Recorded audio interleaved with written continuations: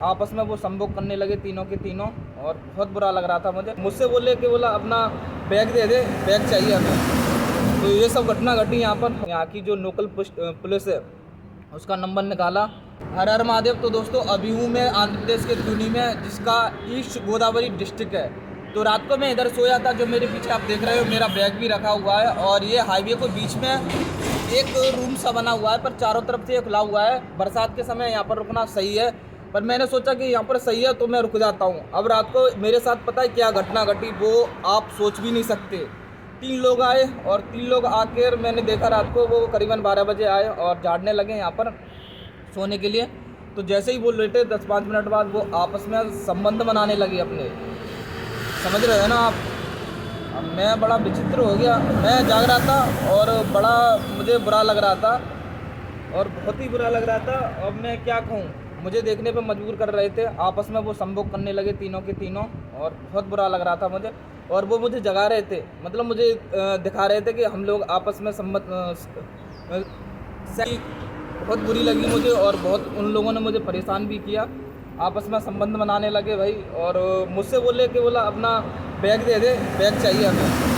तो ये सब घटना घटी यहाँ पर, और अब क्या करूँ, थोड़ा सा मुझे यहाँ पर डर भी लगा। अब सुबह तो हो चुकी है, कैसे भी मैंने सुबह निकाली, और मैं क्या है सोता ही रहा, मैं लेटा नहीं, और ना ही उनसे बोला, क्योंकि मैं गूंगे का काम करता रहा। अगर मैं उनसे बोलता तो उनको लगता मैं बाहर का हूँ, तो मैं गूंगा बना रहा, और गूंगा बना हुआ अपना ब्लैंकेट ओढ़ के मैं लेटा रहा, मैं कुछ बोला नहीं। और मैंने जैसे ही अंदर ही अंदर अपने ब्लैंकेट के फ़ोन चलाता रहा हल्का हल्का, और यहाँ की जो लोकल पुलिस है उसका नंबर निकाला। मैंने कॉल तो नहीं किया, बट उसके बाद वो लोग सो गए, और सोने के बाद जैसे ही सुबह हुई वो लोग चले गए यहाँ से। आपस में बात कर रहे थे कि पता नहीं ये कौन है, कहाँ से है, कैसे। थोड़ा थोड़ा मैं समझ रहा था तमिल, पर उसके बाद भाग गए वो लोग। और उसके बाद मैं सुबह जागा हूँ, अभी करीबन 6:30 बज रहे हैं। तो अभी यहाँ से मैं निकलूँगा, और अब मैं किसी उससे तो लेने वाला नहीं हूँ, ट्रक वाले से लिफ्ट, और ना ही किसी से। तो कल जिस भाई से मैंने लिफ्ट ली थी 150 किलोमीटर की विजयवाड़ा से, उसी भाई को मैंने कॉल किया है। वो थोड़ी बहुत देर में यहाँ पर पहुँच जाएगा।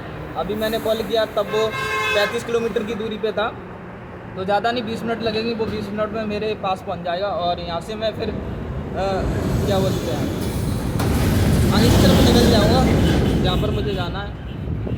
क्या करूँ भाई, थोड़ा सा डर का माहौल हो चुका है मन में, पर कोई बात नहीं। 12 ज्योतिर्लिंग की यात्रा और 4 धाम की यात्रा हम तो कर ही लेंगे। तो यहाँ से विशाखापट्टनम के लिए हम निकलते हैं, थोड़ी बहुत देर में वो आ जाएगा वैसे ही। तो दोस्तों भाई ने वहाँ से मुझे ड्रॉप कर लिया था, और ड्रॉप करने के बाद जैसे ही हम करीबन 20 किलोमीटर आए, तो उसके बाद हमारी बाइक पंचर हो गई। अब बाइक पंचर हो गई तो करीबन 4 किलोमीटर हम धक्का खा के आए हैं। दोनों भाई चला चला के लेके आए धीरे धीरे धीरे धीरे, और उसके बाद अब पंचर जुड़वा रहे हैं।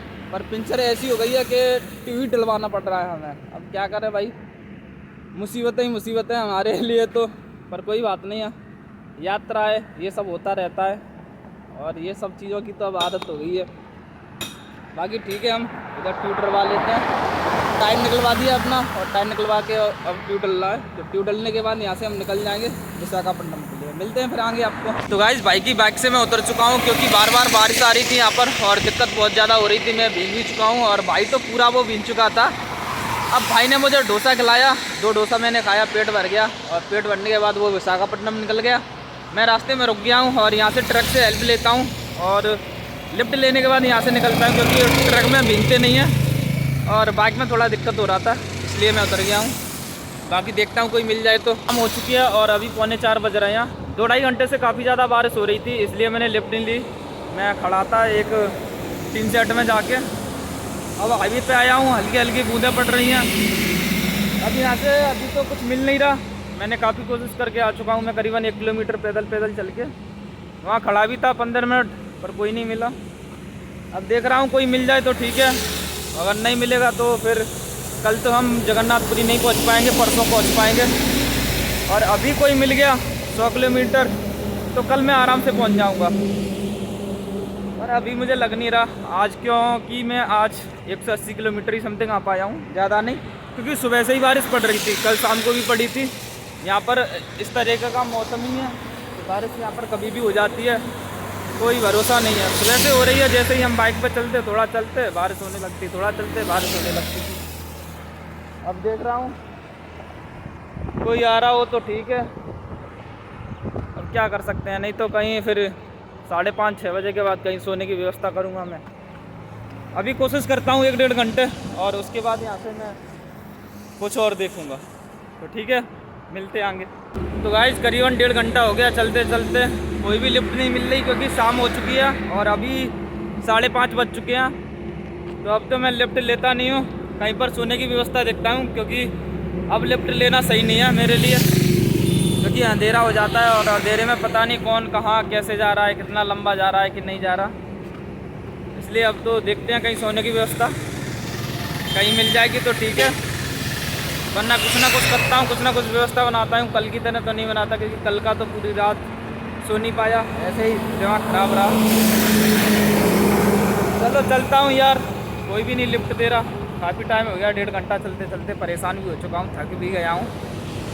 चलो, तो रात को मैं नहीं रुक आता। यहाँ पर हनुमान जी का मंदिर है, यहाँ पर अंजनी मंदिर बोलते हैं हनुमान जी को, क्योंकि अंजनी पुत्र का ये मंदिर है। तो काफ़ी अच्छा था कि कल मैं प्रॉब्लम में था, तो आज पहले से ही मंदिर मैंने खोल दिया। ठीक है, बाकी मिलते हैं आपको अगली वीडियो में। हर हर महादेव।